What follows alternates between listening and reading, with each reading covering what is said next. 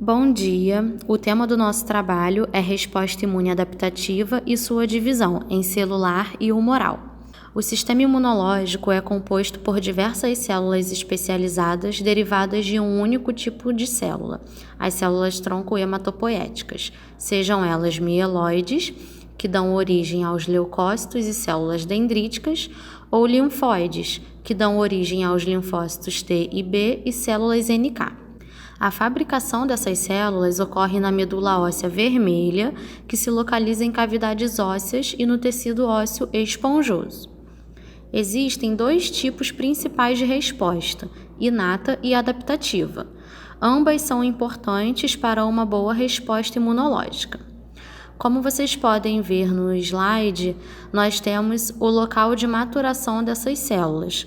No caso, a célula T, essa maturação ocorre no timo, e a célula B ocorre na medula óssea.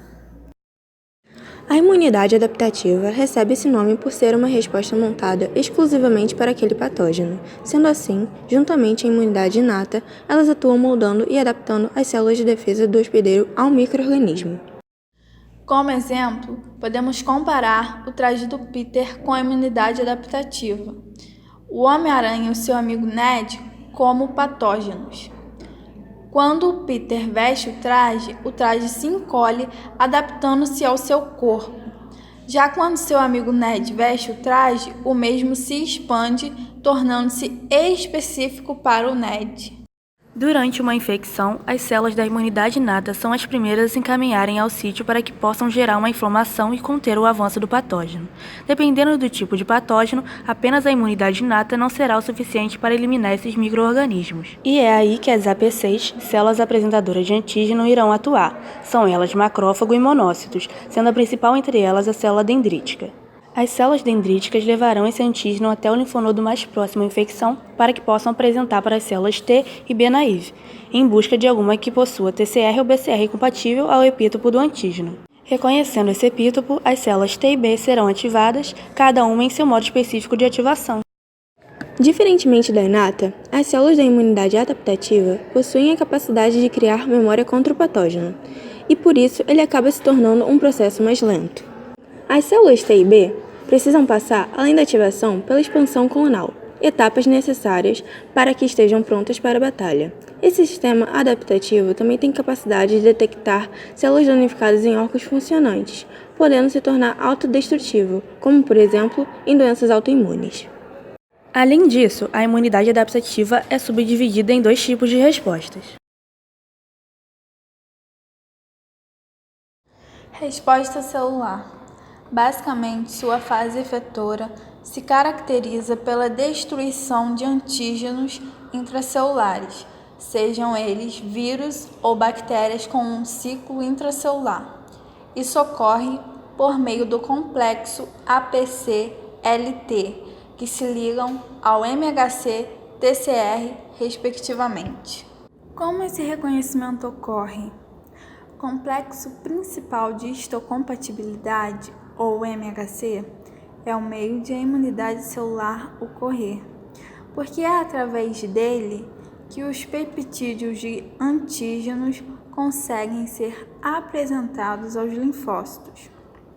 O MHC está presente em todas as células apresentadoras de antígeno e irão ser reconhecidos pelos TCRs, receptores de linfócitos T, presentes na membrana do próprio linfócito T.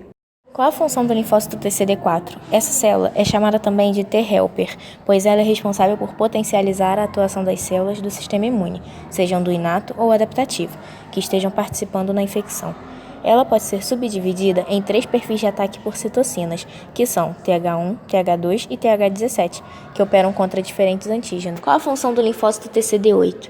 Já essa célula está diretamente relacionada com a indução de apoptose de células de defesa infectadas por patógenos intracelulares, possuindo então 2 mecanismos de ação, via extrínseca, FAS e FAS-L, e via intrínseca, perforina, granzima e granulizina. Na resposta humoral, sua fase efetora se caracteriza pela neutralização de toxinas e de antígenos extracelulares, usando proteínas, que no caso são anticorpos, produzidos pelo linfócito B, ocorrendo então a interação do complexo AG-IG, antígeno imunoglobulina. Como funcionam as imunoglobulinas? Funcionam como receptores de células B, PCR, possibilitando o reconhecimento de antígenos diversos, e como opsoninas, sinalizando a superfície de patógenos para serem induzidos à apoptose. Linfócitos B não possuem restrição de detecção em seu BCR, sendo assim, podem reconhecer não apenas estruturas peptídicas, como também carboidratos, lipídios e outras proteínas. Existem isótipos específicos para cada tipo de patógeno. Sendo assim, células diferentes do sistema imune irão reconhecer tipos diferentes de anticorpos. A determinação do isótipo de cada imunoglobulina dependerá do sítio de atuação do patógeno, sítio de atuação das imunoglobulinas e das células imunitárias ali presentes. Por exemplo, vírus, mucoses, imunoglobulinas A e TCD8. Qual o objetivo do sistema complemento? Ele é formado por moléculas diluídas no soro que, como o próprio nome já diz, tem a finalidade de complementar a função do anticorpo e do linfócito B. São eles grupos moleculares constituídos por 30 proteínas diferentes inativadas e estão presentes na corrente sanguínea. Sua principal função é desenvolver uma cascata de reações que resultará na formação do complexo de ataque à membrana. O MAC produz poros na membrana da célula-alvo, que consequentemente irá sofrer de desregulação osmótica e será induzida à morte. No sistema complemento, tudo é reaproveitado, sendo assim, proteínas não utilizadas na formação do MAC serão usadas para opsonização e quimiotaxia. Para finalizar, chegamos à conclusão de que essas duas vias de resposta imunológica ocorrem concomitantemente no organismo. Sendo assim, aqui vão alguns exemplos de como elas podem atuar de forma complementar. Primeiro exemplo. Retornando um pouco na apresentação, já podemos nos deparar com um exemplo, pois vimos que a célula dendrítica faz parte da resposta imune inata. Porém, por ser um fagócito e apresentar antígenos, ela tem extrema importância para a ativação da resposta imune adaptativa, ou seja, dos linfócitos T e B.